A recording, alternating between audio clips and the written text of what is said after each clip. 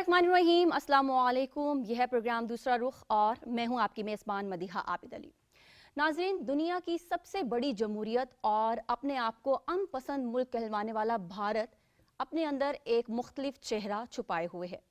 क्या आपको मालूम है कि 1983 से 1987 के दौरान भारत में दहशतगर्द तंजीमों ने जो कैंप्स कायम किए उनकी तादाद 37 थी और इन्हीं दहशतगर्द तंजीमों के कैंप्स में खुदकश हमलावर, बमसाजी और गुरिल्ला फाइटिंग की ट्रेनिंग दी जाया करती थी।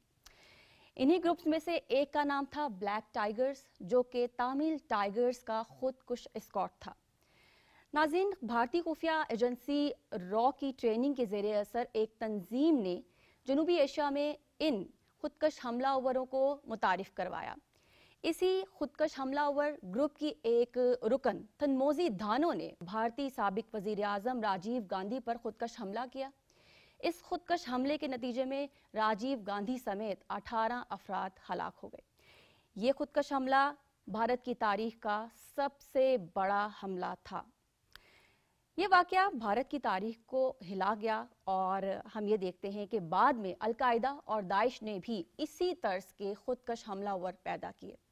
अब यहाँ पर सवाल ये उठता है कि आपका और मेरा इन तमाम मामलात को जानना इतना ज़रूरी क्यों है। तो आइए प्रोग्राम दूसरा रुख का आगाज़ करते हैं और तमाम सवालात के जवाबात आपके सामने रखते हैं।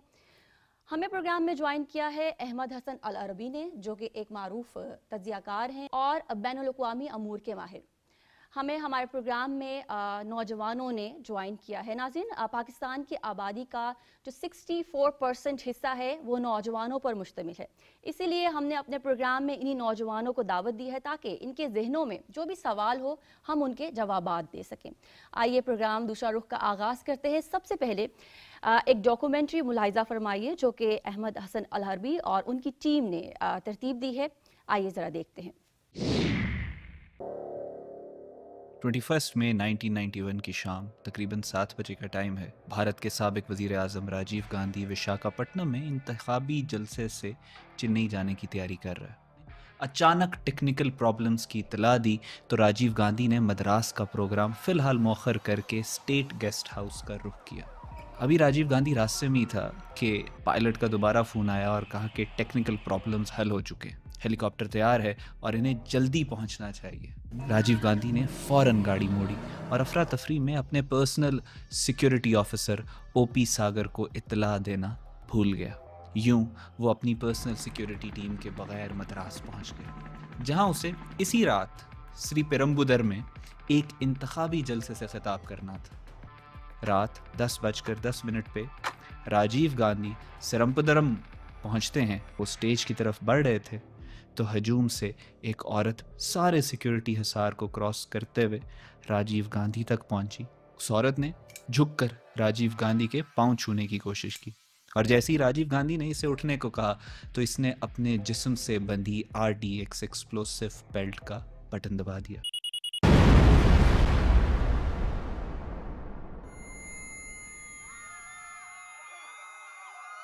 एक जोरदार ब्लास्ट हुआ। चंद ही सेकंड में हर तरफ धुआं फैल गया। लोग चीखने लगे और इस धमाके में राजीव गांधी समेत 18 अफराद हलाक हुए। और नाजरीन, ये था भारत की तारीख का सबसे बड़ा और ख़तरनाक सुसाइड अटैक यानी खुदकुश धमाका।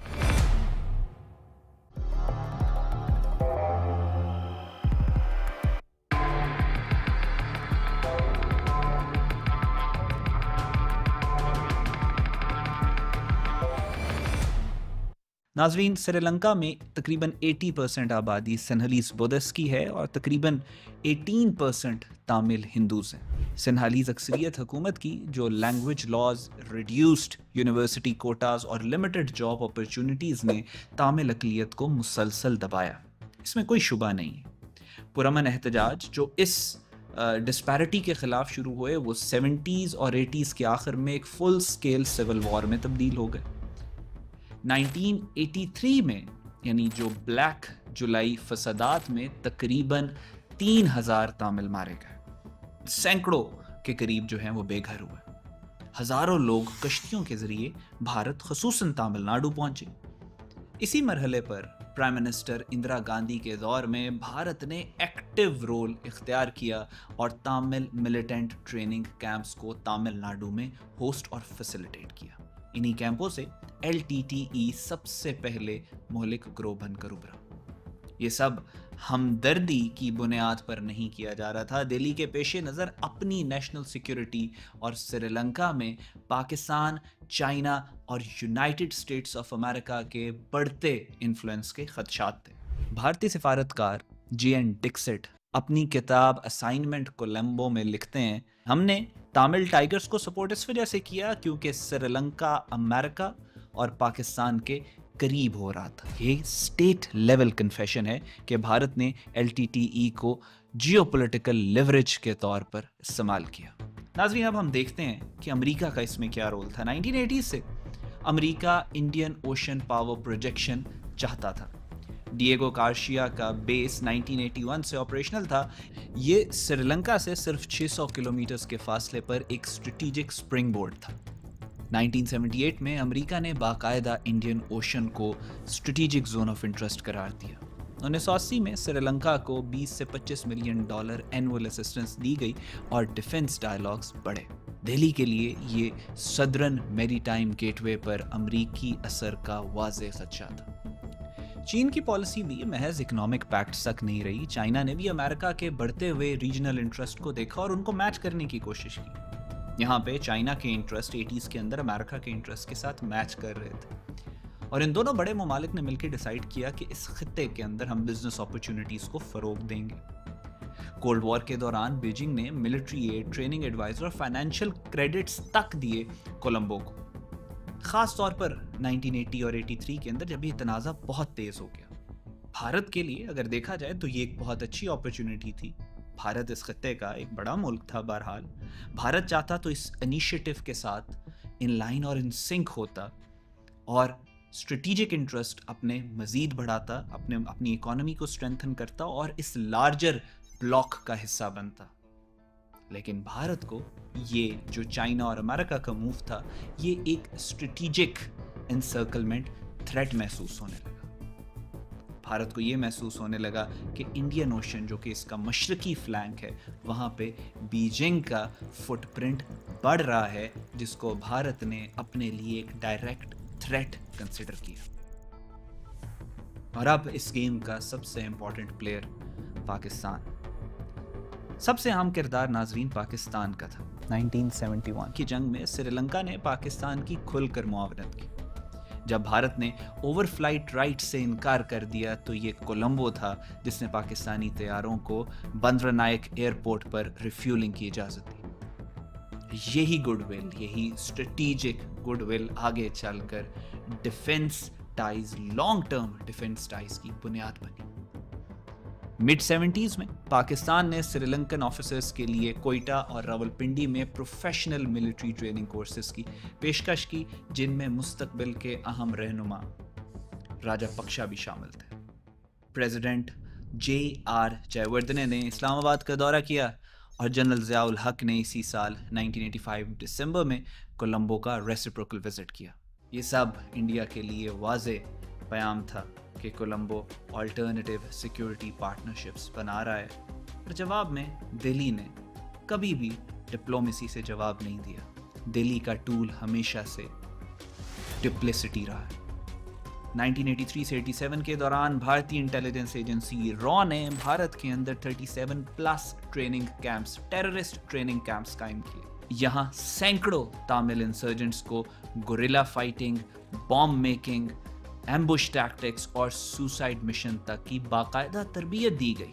थिनमोजी धानु जो कि राजीव गांधी की असैसिन थी, इन्हीं कैंप से ट्रेनिंग लेके आगे गए। नाजरीन, ये भारत की प्लेबुक थी। When insecure build proxies not peace. 1987 को श्रीलंका के निलादे आर्मी कैंप में श्रीलंकन फौज के 100 से जायद जवान आराम कर रहे थे। LTTE यानी तामिल टाइगर्स के एक 27 साला नौजवान कैप्टन मिलर ने बारूद से भरे एक ट्रक को इस कैंप की दीवार से टकरा दिया। ये कोई आम धमाका नहीं था, बल्कि साउथ एशिया की तारीख का पहला डॉक्यूमेंटेड सुसाइड बॉम्बिंग अटैक था। ابھی ریسنٹلی جو مجید بریگیڈ جس کو امریکہ نے بین کیا ہے وہ بھی اسی طرح BLA کا سوسائڈ بامبنگ گینگ ہے.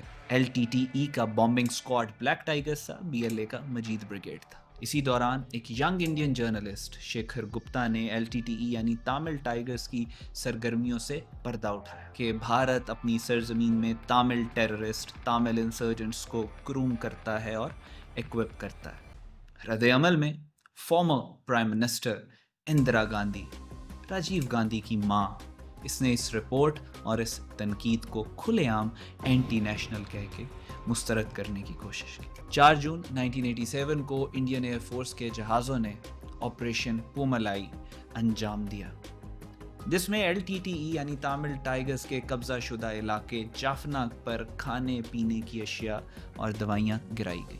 دنیا کو یہ دکھایا گیا کہ بھارت بھوکوں کو کھانا کھلا رہا ہے, لیکن حقیقت میں وہ انہی دہشت گردوں کو خوراک پہنچانا چاہتا تھا. جولائی 29 1987 کو انڈو سری لنکا اکارڈ پر راجیو گاندھی اور پریزیڈنٹ جائے وردھنے نے دستخط کیے. نفاذ کے لیے بھارت نے انڈین پیس کیپنگ فورس IPKF بھیجی. تامل ٹائگرز نے ہتھیار ڈالنے سے انکار کر دیا.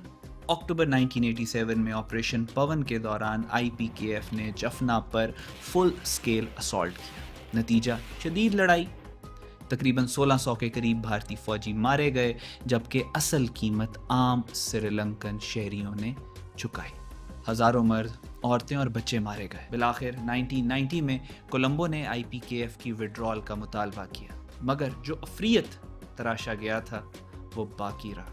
وہی تامل ناڈو کی سرزمین پر تامل ٹائگرز کی سوسائڈ بامبنگ نے خود راجیو گاندھی کو اڑا دیا. یہ تو صرف ایک کہانی ہے بھارت کی سینکڑوں سازشوں اور ظلم کی داستانوں میں سے ایک. اس خطے میں جب بھی آپ کو کوئی دہشت گردی یا بدامنی نظر آئے, یہ ممکن ہی نہیں ہے کہ اس کے پیچھے بھارت کا ہاتھ نہ ہو. تو ناظرین, آپ نے یہ ڈاکومنٹری ملاحظہ فرمائی ہے. آئیے سوالات اور جوابات کا جو سلسلہ ہے وہ شروع کرتے ہیں. احمد, سب سے پہلے تو یہ جاننا چاہتی ہوں کہ یہ تاثر عام ہے کہ جو خودکش حملہ آور ہیں یا دہشت گرد ہیں, یا تو وہ پاکستان سے تعلق رکھتے ہیں یا وہ افغانستان سے تعلق رکھتے ہیں, لیکن اس ڈاکومنٹری نے بہت سے راز جو نوجوان ہیں ان کے سامنے افشا کیے ہیں کہ دہشت گردوں کی ٹریننگز یا خودکش حملہ, وہ پہلا جو خودکش حملہ تھا وہ ہماری سرزمین سے تعلق رکھتا ہی نہیں ہے. اس کے بارے میں بتائیے گا کہ یہ سلسلہ شروع کہاں سے ہوا؟ دیکھیں, تھینک یو سو مچ. اس میں جو جہاں تک سوسائڈ بامبنگ کی بات ہے, ساؤتھ ایشیا کے اندر, جیسا ڈاکیومنٹری میں آپ نے دیکھا, اٹس اے پروون فیکٹ کہ ساؤتھ ایشیا کے اندر پہلی سوسائڈ بامبنگ وہ انڈیا نے پلان کی تھی تھنموزی راجا رتنم کے تھرو. اور وہ بلیک ٹائگرز جو ان کا سوسائڈ جو گروپ تھا جس کے تھرو یہ سری لنکا کے اندر سوسائڈ بامبنگ کرتے تھے, اسی کے طرز یعنی اسی کے پیٹرن کے اوپر they have made another group جو آج کل جس کو آپ مجید بریگیڈ کے نام سے جانتے ہیں, جو بلوچستان کے اندر خودکش بمباری کرتا ہے. اور پھر TTP, اس میں بھی آپ نے دیکھا کہ وہ بھی خودکش بمباری کا ایک, انہوں نے بھی پاکستان کے اندر بے تحاشا سوسائڈ اٹیکس کیے. اور پھر یہی جو بھارت کا ماڈل تھا ساؤتھ ایشیا کے اندر, جو بھارت نے سری لنکا کے خلاف انوینٹ کیا سوسائڈ بامبنگ کا ماڈرن ہسٹری کے اندر, اس کو پھر پورے مڈل ایسٹ کے اندر ISIS, داعش, ہر طرح کے ٹیرر گروپ نے کاپی کیا. سو یہاں سے یہ بات ثابت ہوتی ہے کہ اس خطے کے اندر, اس ریجن کے اندر اگر کوئی ملک ٹیرر فیکٹری ہے جو کہ پچھلے 70-80 سالوں سے دہشت گردی کا استعمال کر رہا ہے اپنے ارد گرد کے علاقوں کو کنٹرول کرنے کے لیے, یا ایز اے لیوریج استعمال کر رہے ہیں ارد گرد کے اپنے ریجنل کنٹریز کو, ریجنل کنٹری کے اوپر اپنا تسلط قائم کرنے کے لیے, تو وہ بھارت ہے. اور بھارت کی جو ایکسپینشنسٹ آئیڈیالوجی ہے, جو ہندوتوا کا ایک آرکیٹیکچر ہے سارے کا سارا, جو اکھنڈ بھارت کا ان کا پلان ہے, اس کے تھرو اس کو اچیو کرنے کا جو پیٹرن ان کے پاس ہے وہ یہی ہے کہ انہوں نے دہشت گردی کرنی. اور اس میں صرف ریجنل کنٹریز ہی ان کا شکار نہیں ہے, بلکہ ٹرانس نیشنل ریپریشن یا ٹرانس نیشنل ٹیررزم, جس میں انہوں نے کینیڈا کے اندر ہردیپ سنگھ نجر کا مرڈر کیا, پھر انہوں نے آسٹریلیا کے اندر سکھ ایکٹیوسٹس کے اوپر حملے کروائے, انہوں نے انگلینڈ کے اندر اوتار سنگھ کھانڈا کا مرڈر کیا, انہوں نے پوری دنیا کے, امریکہ کے اندر گرونت سنگھ پنو کے اوپر انہوں نے جو اٹیمپٹ کروایا اسیسینیشن کے. You all will be shock to know کہ اس دنیا میں سب سے بڑی, جو ہیومن ہسٹری کی سب سے بڑی دہشت گرد تنظیم ہے, جو کہ جس کے 10 لاکھ سے زیادہ گوریلا فائٹرز اور دہشت گردوں پہ مشتمل تھی, مکتی بانی, جس کی وجہ سے پاکستان ٹوٹا پاکستان ٹوٹ کے یہ بنگلہ دیش بنا، وہ دہشت گرد تنظیم کے بھی ٹریننگ کیمپس آپ کو بھارت کے اندر ہی ملیں گے. لیکن پاکستانیوں کے لیے یہ بات جاننا اس وجہ سے بہت ضروری ہے کہ دس از ہاؤ پروپیگنڈا ورکس. اس طریقے سے نیریٹو کریشن ہوتی ہے، فالز نیریٹیوز کریٹ کیے جاتے ہیں. ایک طرف آپ کو سوسائڈ بامبنگ نظر آئے گی، دوسری طرف آپ کو انڈینز نظر آئیں گے جو کہیں گے کہ Islam is a radical religion. Is a state policy وہ کہیں گے یہ تو دہشت گرد ہیں، لیکن اصل دہشت گردی وہی بھارت کر رہے ہیں، وہی بھارتی ریاست کر رہی ہے. دنیا کو اپنا یوگا دکھائیں گے، دنیا کو اپنی سافٹ پاور دکھائیں گے، دنیا کو اپنا آرکیٹیکچرل ڈیزائنز دکھائیں گے، لیکن اصل میں جو اندر ہے وہ سفاک دہشت گردی ہے جو کہ اس وقت صرف پاکستان کے لیے، اس خطے کے لیے، بھارت کے اپنے اندر بسنے والے 1.25 بلین انسانوں کے لیے نہیں بلکہ پوری دنیا کے لیے خطرہ ہے. تو پاکستانیوں کو یہ بات اس وجہ سے یہ ہم نے سارا یہ جو اندرا گاندھی کا مرڈر اور یہ سوسائڈ بامبنگ، یہ ڈاکیومنٹری دکھانے کا مقصد یہی ہے، سو دیٹ یو نو کہ پروپیگنڈا کیا ہوتا ہے اور آپ نے اس کو کاؤنٹر کیسے کرنا ہے.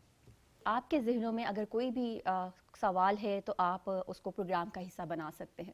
سر میرا سوال آپ سے یہ ہے کہ آپ نے تھوڑی دیر پہلے ایک جملہ یوز کیا تھا کہ جو بنگلہ دیش اور پاکستان کی جو یعنی تقسیم بندی ہوئی یا جو علیحدگی ہوئی اس میں انڈیا کا کردار رہا ہے.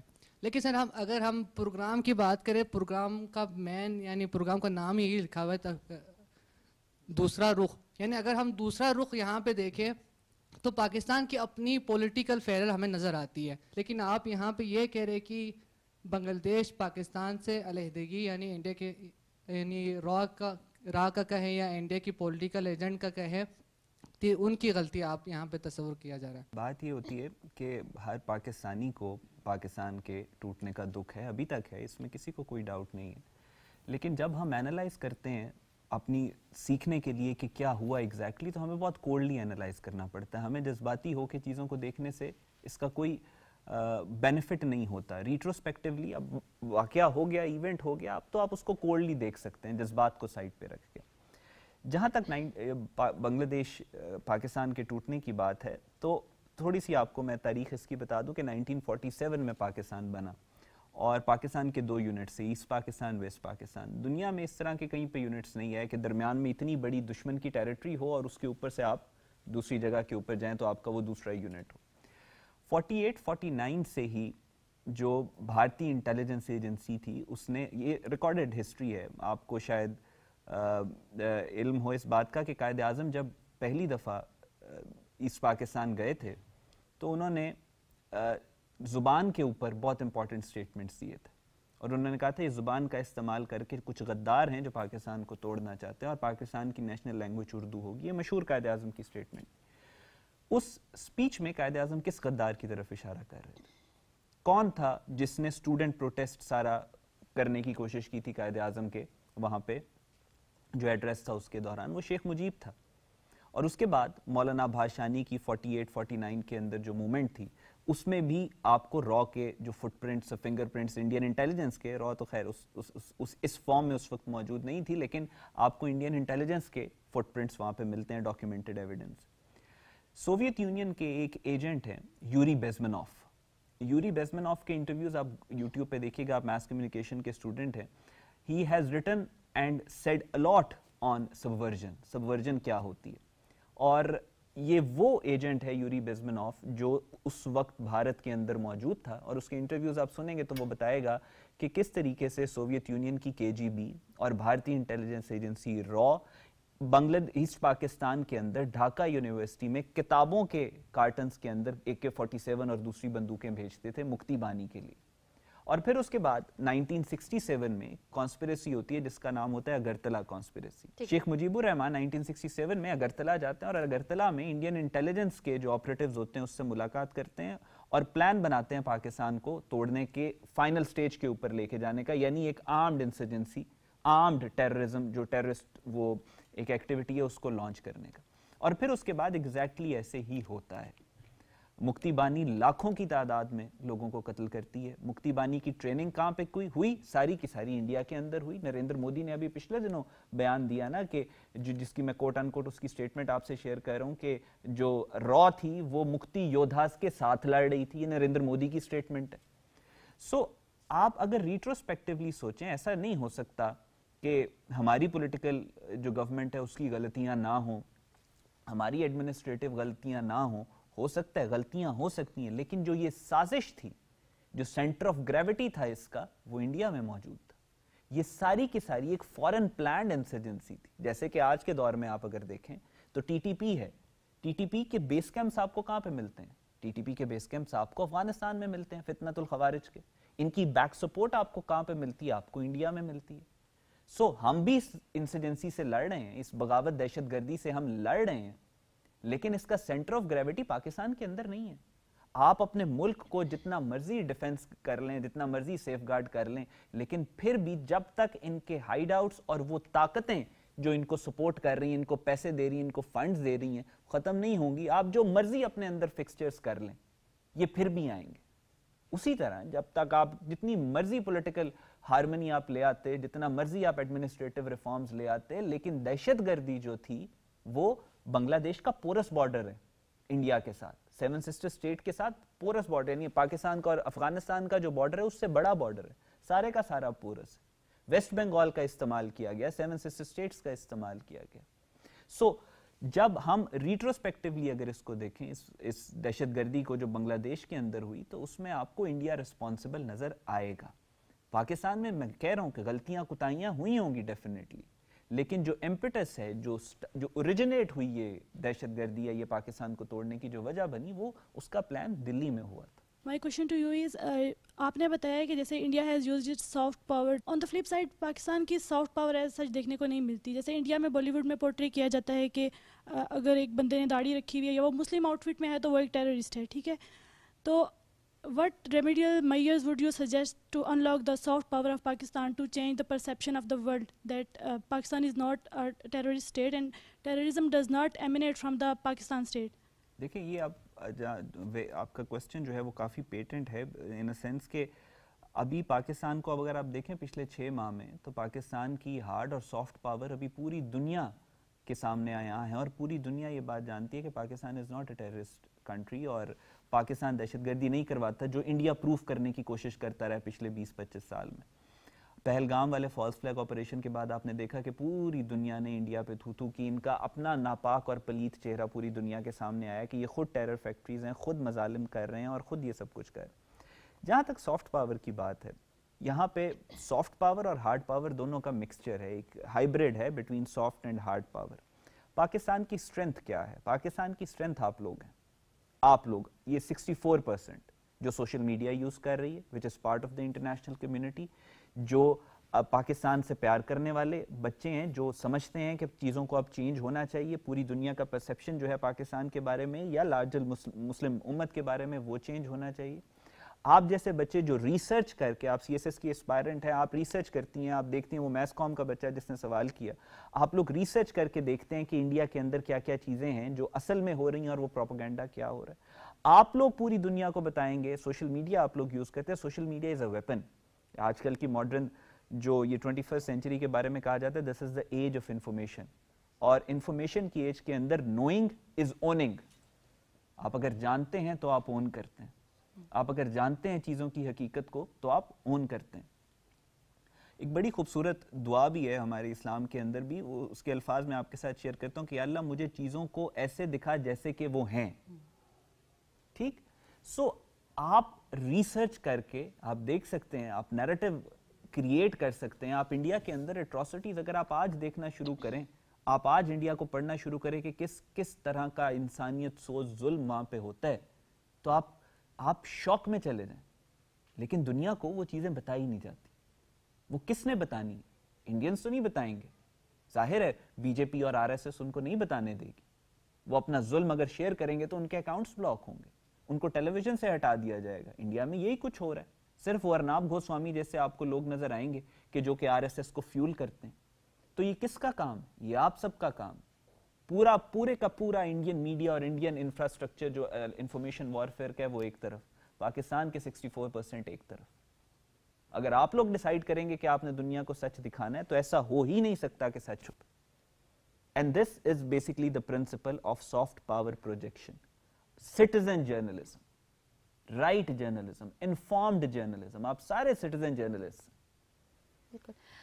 रॉ के हवाले से एक सवाल यहाँ में मैं चाहूँगी कि इसका जवाब आप दें कि एक एजेंसी जिसका एक पैटर्न है माजी का कि उसने पाकिस्तान के ख़िलाफ़ बहुत सारे महाज के ऊपर बहुत सारी चीज़ें जो हैं वो खोल के रखी हैं, अभी फ्यूचर में या फिर करंटली पाकिस्तान के ख़िलाफ़ आप क्या देख रहे हैं, कौन सी साजिशें, कौन सी प्लानिंग्स हो रही हैं? क्योंकि मार्का हक और ऑपरेशन बुनियानुल मरसूस का जो पाकिस्तान ने अपना फतह अपने नाम की है, उसके बाद दुश्मन कुछ ना कुछ तो प्लानिंग कर रहा होगा पाकिस्तान के खिलाफ। देखिए, इसमें जो रॉ का प्लान है वो तो वाज़े होकर सबके सामने पिछले कुछ अरसे में आ गया है कि उन्होंने जो मार खाई है 6 और 10 मई को पाकिस्तान के ऊपर, इन्होंने जो अटैक किया, जो कन्वेंशनल मींस को डिप्लॉय करते हुए पाकिस्तान के ऊपर इन्होंने मिसाइल अटैक किया, पाकिस्तान ने इनको जवाब दिया। जवाब में इनके 6, 7, 8 डिफरेंट इसके ऊपर रिपोर्ट्स हैं। मैं तो डोनाल्ड ट्रंप की स्टेटमेंट के साथ जाऊंगा कि वो कहते हैं कि 7 मारे हैं, तो ठीक है, 7 जहाज़ हमने इनके गिराए, पूरी दुनिया में इनको ज़िल्लत उठानी पड़ी। और उसके बाद से अब तक अगर आप क्रिटिकली भी देखें तो इंडिया की फॉरेन पॉलिसी नोज डाइव का शिकार है। So India is going to revert back to its old tactics. आपने देखा कि उनका ओल्ड टैक्टिक्स क्या हैं, वो पाकिस्तान के अंदर जो तरीके तालिबान है, यानी TTP, फितना अल खवारिज है, फितना अल हिंदुस्तान है, बलूचिस्तान लिबरेशन आर्मी, हमने जिक्र भी किया मजीद ब्रिगेड का, तो उसके थ्रू वो लो इंटेंसिटी वॉर यानी टेररिज्म पाकिस्तान के अंदर करते चले जाएंगे। अफगानिस्तान का इस्तेमाल करेंगे कि ताकि अफगानिस्तान कोई बॉर्डर के ऊपर सिचुएशन क्रिएट करके रखे। तो इंडिया की जो स्ट्रेटजी है वो वही है, the Doval doctrine. They are going to revert back to the Doval doctrine, और वो यही है कि हम पाकिस्तान के अंदर दहशतगर्दी इतना करवाएं, पॉलिटिकल टर्मोइल क्रिएट करें, पॉलिटिकल इंस्टेबिलिटी क्रिएट करें। जब ये दोनों चीज़ें क्रिएट होंगी, पाकिस्तान की इकोनॉमी ऑलरेडी बॉक डाउन करेगी, और फिर उसके बाद पाकिस्तान की जो फॉरेन पॉलिसी प्रोजेक्शन पूरी दुनिया में पाकिस्तान कर रहा है, पाकिस्तान सऊदीया के साथ डिफेंस पैक्ट कर रहा है, ईरान इसराइल की जंग पाकिस्तान ने उसके अंदर कलीदी किरदार अदा किया रोकने के लिए, पाकिस्तान कतर के साथ जो ताल्लुकात हैं, पाकिस्तान रशिया, चाइना, अमेरिका के दरमियान में जिस तरीके से ब्रिज का रोल प्ले कर रहा है, इन सारी चीज़ों से पाकिस्तान को रोका जाए। तो उसके लिए उनका जो अगला आई थिंक जो प्लान होगा वो यही होगा कि वो दहशतगर्दी करें। ठीक है, अगला सवाल प्लीज़ ऐड करिएगा। सर, अभी आपने बात की कि क़ायद-ए-आज़म ने कहा था कि उर्दू ज़बान हमारी कौमी ज़बान, और ये बात आपने हवाला दिया। तो आज तक जो हमारी दफ्तरी ज़बान है वो अंग्रेज़ी है, यानी दफ्तर तक अभी हमारी जो उर्दू ने वो कदम नहीं रखा। तो सरकारी ज़बान हमारी उर्दू कैसे बनेगी? क्योंकि 78 साल गुजर गए लेकिन अभी तक हम उर्दू को उस तरह अपना नहीं सके जिस तरह अपनाना चाहिए था, क्योंकि हमें जो हमारा तालीमी निज़ाम है उसमें इंग्लिश मीडियम का ज़्यादा तासुर है। तो हम किसी गैर की ज़बान को अपना कर अपनी ज़बान और तहज़ीब को छोड़ कर अपना जो दुनिया में नाम है वो कैसे कमा सकते हैं? और एक और सवाल है कि अभी आपने TTP का ज़िक्र किया, क्या एक जमात जो हमने अपने फ़ायदे के लिए बनाई थी, जब तक वो हमारे हक़ में काम कर रही थी तो हमें वो पसंद थी, लेकिन जब वो हमारे सामने आकर खड़ी हो गई, हमारे ख़िलाफ़ हो गई, तो हमने उसको दहशतगर्द तंजीम या उसको हमने भारत के साथ रिलेट करना शुरू कर दिया? बेटा, उर्दू जो थी जब 1857 की वॉर ऑफ इंडिपेंडेंस हुई तो उसके बाद ब्रिटिशर्स ने, जो अंग्रेज़ थे, उन्होंने क्या किया, उन्होंने जितने भी उर्दू दान थे या उर्दू बोलने वाले थे या मुस्लिम इंटेलेक्चुअल्स जिनको इंटेलिजेंसिया कहा जाता है, उसको बड़ी सख्त सजाएं दी। तस्वीरें मौजूद हैं, आप देख सकते हैं कि तोप के आगे एक मुस्लिम स्कॉलर को बांधा हुआ है और तोप का गोला चला रहे हैं और सैकड़ों की तादाद में मुस्लिम स्कॉलर्स खड़े हैं। उन्होंने आके आपकी जो उर्दू लैंग्वेज के अंदर जो रिसर्च थी, अभी जो आपको उर्दू अदब नज़र आता है, जो उर्दू में रिसर्च है वो आपको नज़र नहीं आती इतनी ज़्यादा किसी भी फील्ड के अंदर। उसकी वजह क्या है? उसकी वजह ये है कि तकरीबन 150 से 200 साल उर्दू के ऊपर क्लैंप डाउन किया गया, उर्दू को ख़त्म किया जाने लगा। आज भी अगर आप देखें इस सब कॉन्टिनेंट के अंदर, उर्दू तो इंडिया में भी राइज थी। इंडियन मूवीज़ जो आती थी उसमें एक उसका जो टाइटल होता था, पहले उर्दू में आता था, फिर हिंदी में आता था, फिर अंग्रेज़ी में आता था। लेकिन अब आपने देखा है कि किस तरीके से वो अपनी जो उर्दू उनकी संस्कृत ज़ुबान है उसको वो रीइन्विगोरेट कर रहे हैं और उर्दू को आहिस्ता आहिस्ता वो ख़त्म करते चले जा रहे हैं। पाकिस्तान में 1947 में क़ायद-ए-आज़म ने पाकिस्तान की बुनियाद रखी। पाकिस्तान एक नज़रिए का नाम है, पाकिस्तान एक आइडिया का नाम है, पाकिस्तान एक आइडियोलॉजी का नाम है। और ओवरनाइट आइडियोलॉजीज बिल्ड नहीं होती, ओवरनाइट आइडियाज़ जो हैं वो ट्रांसफॉर्म नहीं होते, इसमें बहुत लंबा प्रोसेस जाता है। अमेरिका को कितने साल लगे दुनिया की सुपर पावर बनने में 2 से 250 साल, पाकिस्तान को भी सिर्फ 70 साल हुए हैं। लैंग्वेज के अंदर हमें इंटरनेशनली नेशनली हर जगह के, फॉर एग्जांपल मैं इंटरनेशनल रिलेशन का स्कॉलर हूँ, इंटरनेशनल रिलेशन की थ्योरीज और टर्म्स मुझे उर्दू में मिलती नहीं है। अब उर्दू में आप स्टेट एक्टर्स और नॉन स्टेट एक्टर्स को क्या कहेंगे? क्या आप एक्सप्लेन भी कर सकते हैं उर्दू के अंदर के नॉन स्टेट एक्टर्स क्या होते हैं? नहीं, बहुत मुश्किल है आपके लिए, आपकी आवाम नहीं समझेगी। सो ये एक ग्रेजुअल प्रोसेस है। आपने दुनिया के साथ भी सिंक करना है, आपने अपनी लैंग्वेज को दुनिया के अंदर सबसे मुश्किल काम आपको पता है क्या है? एक लैंग्वेज को दोबारा से रिफर्बिश करना, एक लैंग्वेज को दोबारा से मॉडर्नाइज करना। सो जहां पाकिस्तान की बात है, उर्दू पाकिस्तान के साथ जुड़ी है, पाकिस्तान उर्दू के साथ जुड़ा है। पाकिस्तान जिस तरह प्रोग्रेस करेगा, होपफुली उर्दू भी हमारी उसी तरह से प्रोग्रेस करेगी। सो अभी हमें दिल बर्दाश्ता नहीं होना चाहिए। अब पहले से हालात बहुत बेहतर हैं। उर्दू में एक वक्त ऐसा भी था, लोग उर्दू बोलने में कहते थे कि जी इंग्लिश बोलनी चाहिए ज़्यादा से ज़्यादा, इस तरह का ट्रेंड आया था। अभी आप देखें कि आपकी साफ उर्दू को अप्रिशिएट किया जाता है, और आहिस्ता आहिस्ता आने वाले दौर में पाकिस्तान की जो हमारी कौमी ज़ुबान है उर्दू, उस पर मज़ीद काम होगा। दूसरा आपका क्वेश्चन TTP से रिलेटेड, बेटा यही हम अभी बात कर रहे थे, सारी मिस इन्फॉर्मेशन, डिसइन्फॉर्मेशन और प्रोपेगेंडा की। ये नैरेटिव कि TTP जो थी वो हमने क्रिएट किया, आपके पास इसके बारे में कोई एम्पिरिकल एविडेंस है, कोई सबूत है, कोई सवाए इसके कि कोई इंडिया स्पॉन्सर्ड या इंडिया बैक्ड लोगों ने ये नैरेटिव क्रिएट किया हो? इसके अलावा कोई सबूत है? नहीं। अब मैं आपको सबूत देता हूं कि कैसे TTP को इंडिया ने क्रिएट किया। आप जिसको कह रहे हैं कि अफगान तालिबान और ये सारा हमने क्रिएट किए और ये सब कुछ हुआ, पिछले प्रोग्राम में भी हमने डिटेल्स में इस पे बात की थी कि 70s के अंदर जब सोवियत यूनियन ने अफगानिस्तान के ऊपर हमला किया, तो उनका जो अगला टारगेट था that was Gwadar sea port. Pakistan ने वहां पे जाके, हमने अब सोवियत यूनियन को रोकने के लिए अफगानिस्तान के जो रेजिस्टेंस मूवमेंट थी उसको सपोर्ट किया। उस मूवमेंट का नाम अफगान तालिबान नहीं था, उसका नाम अफगान मुजाहिदीन था। और फिर अफगान मुजाहिदीन के बाद जब सोवियत यूनियन चली गई, मुजाहिदीन आपस में लड़ना शुरू हो गया, हमारा खत्म था मामला। उसके बाद वो आपस में लड़ते रहे, 4 साल अफगानिस्तान के अंदर सिविल वॉर हुई। उसके बाद कंधार से एक ग्रुप निकला, मुल्ला उमर जिसका लीडर था, उसने कहा कि मैं एक हाथ में तलवार, उसने कहा कि AK-47 है और एक हाथ में कुरान है और मैं कुरान का निज़ाम लेके आऊंगा AK-47 के थ्रू। तो वो जाके उसने फिर काबुल को रूल करना शुरू कर दिया। 96 के बाद, 96 से 2001 तक उन्होंने रूल किया। अफगान TTP का कोई ताल्लुक नहीं। उसके बाद अमेरिका इन्वेडेड अफगानिस्तान। अफगानिस्तान में इन्वेड करने के बाद इंडिया ने 2004-2005 में अपना स्ट्रेटेजिक डॉक्ट्रिन जो है वो ऑफेंसिव ऑफेंस पे चेंज किया, डॉक्यूमेंटेड फैक्ट है। उस चेंज करने के बाद 2006 में TTP क्रिएट हो गई। TTP तहरीक तालिबान पाकिस्तान। अफगानिस्तान के अंदर जितनी भी फैक्शंस है वो कहती हैं हमने अफगानिस्तान के अंदर ही ऑपरेट करना है। ये वाहिद नया ग्रुप उठा जो कहता था कि हमने पाकिस्तान के अंदर दहशतगर्दी करनी है और हमने सिर्फ और सिर्फ पाकिस्तान के अंदर दहशतगर्दी करनी। अजित कुमार डोवल, इंडिया के नेशनल सिक्योरिटी एडवाइजर, ने कहा कि हमने इसको क्रिएट किया, TTP को हमने क्रिएट किया। पूरे पाकिस्तान के बॉर्डर के ऊपर ये इंडियन काउंसुलेट्स बने अफगानिस्तान के अंदर, सारे ट्रेनिंग कैंप्स से। So we did not create TTP, it is India that created TTP। आपके जहन में जो परसेप्शन है वो है जो आपने सुन लिया कहीं से, किसी प्रोपेगेंडा पीस को, आपने खुद से रिसर्च नहीं की। अभी हमने यही बात की कि आप स्ट्रेंथ तब हैं कि जब आप रिसर्च करें। मेरे से पूछा आपने, बहुत अच्छा किया है, hope I have answered your question, लेकिन आपने खुद भी इसके ऊपर रिसर्च करनी। आपने खुद जो सेट नैरेटिव्स है ना उनको क्वेश्चन करना है। हर चीज should be a question mark. This is what critical thinking is. क्या सबूत है कोई आपके पास कि हमने क्रिएट किया है? तो बताएं।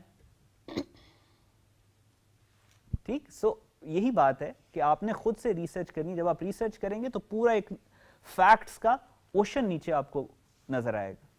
And this is so beautiful कि आप जब सच को डिस्कवर करते हैं, स्पेशली आपकी जो फील्ड है मैस कॉम के अंदर, सो आई वुड अर्ज कि आप खुद से भी फैक्ट चेक किया करें चीजों को, क्योंकि अभी तक जो डोमिनेंट नैरेटिव्स हैं वो हमारे दुश्मन का हम पे इंपोज किया हुआ।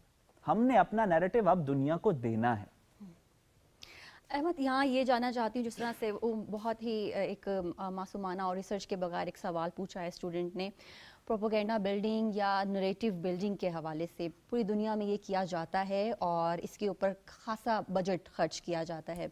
एक मुल्क दूसरे मुल्क के ख़िलाफ़ नरेटिव बिल्डिंग के लिए एड़ी चोटी का जोर लगा देता है। 9/11 के बाद जो वर्ल्ड ट्रेड सेंटर के बाद सब पूरी दुनिया ने देखा कि किस तरह से पाकिस्तान ने मुश्किलात का सामना किया, तो ये नरेटिव बिल्डिंग पाकिस्तान के खिलाफ कैसे की गई, क्यों की गई, इसके पीछे क्या हक़ाइक़ थे? देखिए, इसमें जो लार्जर नैरेटिव था, लार्जर प्लान था, लार्जर एजेंडा था, वो यही था कि पाकिस्तान क्योंकि स्टैंड आउट करता है पूरी मुस्लिम दुनिया में, पाकिस्तान आप देखें कि इसराइल से लेकर इंडिया तक, नेतन्याहू ने कुछ अर्सा पहले क्या बयान दिया था, उसने कहा था कि हमें ईरान से ज़्यादा पाकिस्तान से ख़तरा है। इंडिया क्या कहता है कि हमें पाकिस्तान से ख़तरा है। Pakistan is the voice of peace, Pakistan regional stability की एक आवाज़ है। अभी भी आपने देखा ही है ना, पाकिस्तान अगर चाहता तो हम इंडिया के साथ जंग को कहाँ से कहाँ ले जाते, लेकिन पाकिस्तान शोड रिस्ट्रेंट। और इंडिया ने क्या किया, इंडिया ने पाकिस्तान को प्रोवोक किया। अफगानिस्तान वाले मामले में पाकिस्तान तो इनको कुछ भी नहीं, हमने तो इनके 40 लाख के करीब रेफ्यूजीज लिए, इनको सपोर्ट किया, इनकी औरतों और बच्चों को अपने घर में रखा, पनाह दी, लेकिन ये पाकिस्तान के साथ जब जो सलूक कर रहे हैं उसके बदले में फिर पाकिस्तान ने कहा कि ठीक है, अब सब्र का पैमाना लबरेज हो गया और अब हम इनके खिलाफ। Pakistan actually acted as a piece का जो नेट स्टेबलाइजर है पूरी दुनिया के अंदर। सो पाकिस्तान इस वजह से दुश्मन हमेशा से, आप जाने, आप पाकिस्तान की अहमियत का आपको अंदाजा हो या ना हो, हमारा दुश्मन जानता है कि हम किस चीज़ के काबिल हैं और हम क्या हैं। तो इस वजह से पाकिस्तान के खिलाफ लार्जर जो मुस्लिम वर्ल्ड, मिडल ईस्ट के अंदर जो उनका प्लान था, जो पुरानी एडमिनिस्ट्रेशंस का, अमेरिकन का प्लान था कि उन्होंने मिडल ईस्ट को कंट्रोल करना है, ट्रेड रूट्स, ग्लोबल रिसोर्सेज, और उसके अलावा ये जो containment of China, containment of Russia का प्लान था। अभी की जो अमेरिकन एडमिनिस्ट्रेशन है वो इन चीज़ों को बाय नहीं कर रही, वो नियोकॉन से जो ये कर रहे थे, लेकिन इस सारे प्लान के अंदर इनके अपने थॉट प्रोसेस में ये बात थी, जैसे इसराइल के थॉट प्रोसेस में ये बात है कि जब तक पाकिस्तान को हम नुकसान नहीं पहुंचाते हम ग्रेटर इसराइल अचीव नहीं कर सकते। उसका हकीकत, perception is bigger than reality, is greater than reality. उनके दिमाग में ये माइंडसेट है, उसको हम कुछ नहीं कर सकते। उस तरह नियोकॉन्स के भी माइंड में ये माइंडसेट था कि जब तक पाकिस्तान मौजूद है तब तक हम एक हद से ज़्यादा अपने इन्फ्लुएंस को एक्सपैंड नहीं कर सकते। तो पाकिस्तान को तबाह करके उन्होंने कन्वेंशनल अटैक्स और जंगे कर करके देख लिया, 65 हो या बाकी, उन्होंने देख लिया कि ये रेजिलिएंट कौम है। 2001 के बाद से जो दहशतगर्दी पाकिस्तान पर इम्पोज थी, ऑफिशियल एस्टिमेट्स के मुताबिक 1 से 1.5 लाख के करीब लोग हमारे शहीद हुए, बिलियंस ऑफ डॉलर्स का हमने नुकसान। दुनिया में आज तक कोई कौम ऐसी नहीं है कि जिसने इतना ज़्यादा नुकसान इतने कम अरसे में दिया और फिर भी वो कायम रही हो, कोई ऐसा मुल्क नहीं। तो उन्होंने देख लिया कि इस मुल्क को, इस कौम को तबाह करने का सिर्फ एक तरीका है कि हम इसमें मिस इन्फॉर्मेशन, प्रोपेगेंडा, डिसइन्फॉर्मेशन और झूठ फैलाएं ताकि ये इंटरनल टर्मोइल का शिकार हो। ठीक है, जैसा कि आपने अपने डॉक्यूमेंट्री में भी ये अल्फाज जो हैं वो बयान किए हैं कि India's playbook is when insecurities built proxies not peace. जी, अगला क्वेश्चन कौन करेगा? आपने कहा कि पाकिस्तान से, इसराइल से लेके इंडिया तक पाकिस्तान से मुल्क काफ़ी डरते हैं, तो पाकिस्तान अपने मुल्क के अंदर बलूचिस्तान और KPK में दहशतगर्दी क्यों नहीं ख़त्म कर सका? इसका जवाब ये है कि बेटा पाकिस्तान, मैंने मीर मुत्तकी ने भी अभी रिसेंटली स्टेटमेंट दिया इंडिया के अंदर बैठ के कि पाकिस्तान के अंदर दहशतगर्दी पाकिस्तान क्यों नहीं ख़त्म कर सक रहा और अफ़गानिस्तान को क्यों ब्लेम कर रहा है। तो उसका जवाब मीर मुत्तकी साहब को ये दिया था कि ये 9 साल के थे जबकि पाकिस्तान में एज ए रेफ्यूजी रह रहे थे। 40 लाख इस तरह के और लोग पाकिस्तान के अंदर मौजूद हैं, अफ़गान रेफ्यूजीज़, जो जिनका इस्तेमाल किया जाता है दहशतगर्दी के लिए। अब उसमें से कुछ इनोसेंट भी हैं, लेकिन कौन दहशतगर्द है नोबडी नोज। दूसरा, ये जो मॉडर्न, ये जो दहशतगर्दी जिसकी आप बात कर रहे हैं, इसको 5th जनरेशन वॉर कहते हैं। ये पूरी दुनिया में इस वक्त सबसे ज़्यादा ख़तरनाक फॉर्म ऑफ वॉरफेयर। पाकिस्तान के 2 सूबे हैं जो इसकी लपेट में सबसे ज़्यादा हैं, KPK और बलूचिस्तान, और इसमें इसको दुनिया के ताकतवर तरीन इंटेलिजेंस एजेंसीज सपोर्ट कर रही हैं इस दहशतगर्दी को। आप मानते हैं इस बात को कि BLA की जो दहशतगर्दी है उसको रॉ सपोर्ट कर रही है? आप अभी रिसेंटली एक मेमोरी की रिपोर्ट आई है कि एक वेस्टर्न एक कंट्री के अंदर एक थिंक टैंक ओपन हुआ है जिसको इसराइल बैक कर रहा है और वो बलूचिस्तान के इश्यूज़ के ऊपर जो है वो बात करने की कोशिश कर रहे हैं। यानी इसराइल की भी इन्वॉल्वमेंट है बलूचिस्तान के अंदर।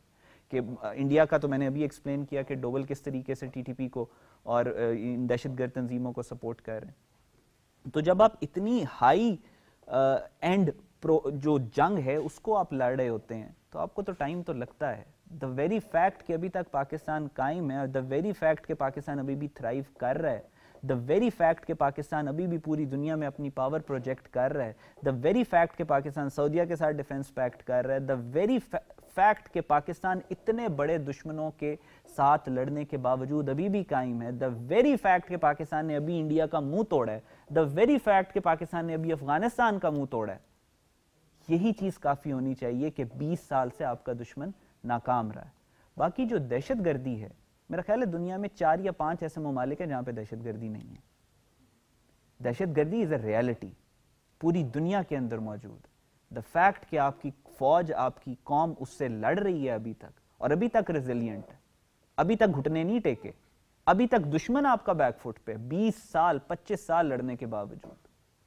سو یہ پاکستان کی امپورٹنس. ٹھیک ہے, نیکسٹ کوشچن پلیز. میرا کوشچن یہ ہے کہ ٹیررزم کی بات کی جائے, جب آپ کو سچ کا پتہ اور کوئی جھوٹ بول رہا تو آپ کو ہنسی آتی ہے. انڈیا میں دیکھا جائے تو سارا نیکسس جو بھی ہے ٹیررزم کا اسپریڈ فرام دیئر, اور وہ ہمیشہ پیس میکر اور سو کالڈ یہ بتاتے ہیں کہ ہم وکٹم ہیں. تو جیسا کہ سری لنکا میں انہوں نے جب قدم رکھا, جو تامل پیپل اور ان کے بلونگنگس کو سارا انہوں نے ڈسٹروائے کیا, اور اس طرح جس طرح کر کے انہوں نے پھر اس میں بھی بتایا کہ ہمارے 12,000 سے زیادہ فوجی شہید ہو گئے اور یہ ہے وہ ہے. پھر اسی طرح افغانستان اور پاکستان کو یہ کہتے تھے ٹیررسٹ ہیں. ابھی دیکھا جائے تو ان کی جو ٹلٹنس ہے افغانستان کی طرف, پہلے وہ ٹیررسٹ تھا, اب وہ ان کا دوست بن چکا ہے. اور اس میں یہ پوائنٹ ایڈ کرنا چاہ رہا ہوں اور آپ سے کوشچن کرنا چاہ رہا ہوں کہ جب تک ان کو لگ رہا تھا کہ یہ بندوق نہیں ان کے کندھے پہ رکھ کے چلا سکتے, تب تک انہوں نے اس کو بالکل گھاس نہیں ڈالا.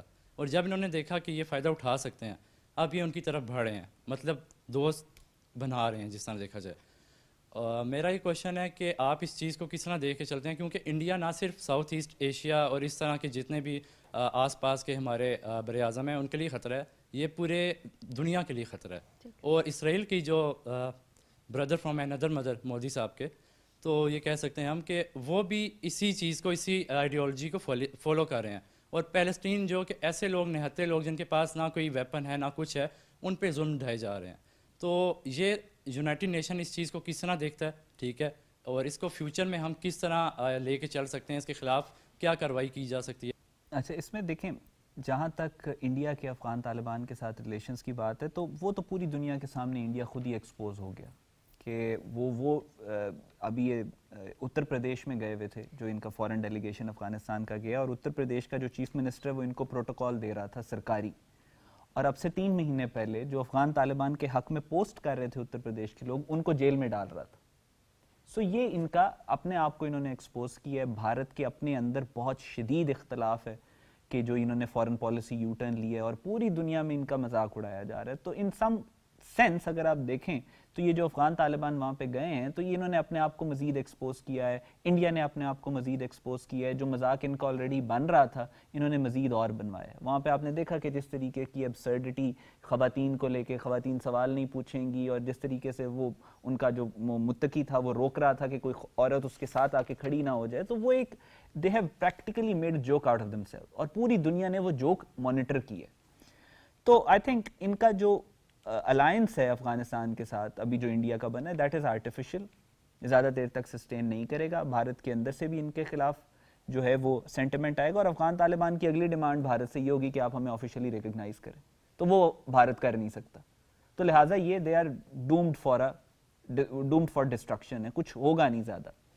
لیکن مین وائل جب تک یہ ہو نہیں جاتا, پاکستان کو یہ نقصان پہنچانے کی کوشش کرتے رہیں گے. اسرائیل کا دیکھیں ابھی جو معاملہ سارا چل رہا ہے, انڈیا اور اسرائیل کا نیکسس ہے پوری دنیا میں.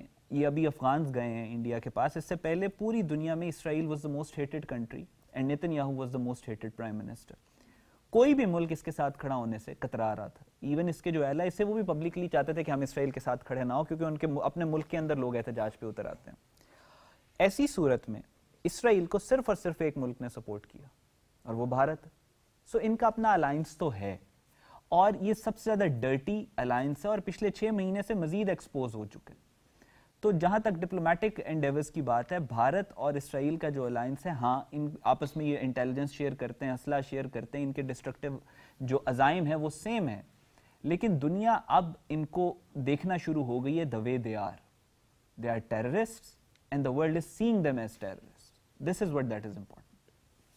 ٹھیک ہے، بہت شکریہ احمد حسن العربی آپ کا اور ہمارے آڈینس میں موجود نوجوانوں کا جنہوں نے اپنے ذہنوں میں موجود سوالات پوچھے اور احمد نے ان کے جوابات دیے۔